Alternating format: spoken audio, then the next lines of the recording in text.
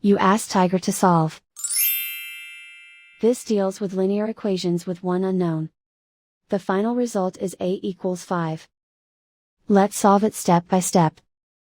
Simplify the expression. Group like terms.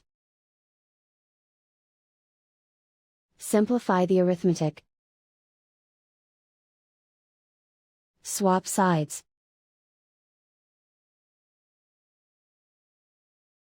Group all constants on the right side of the equation. Subtract 6 from both sides.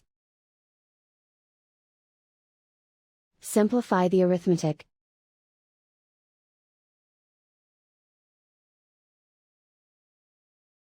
Isolate the a. Divide both sides by -7. Cancel out the negatives.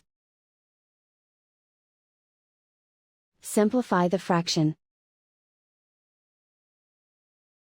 Cancel out the negatives.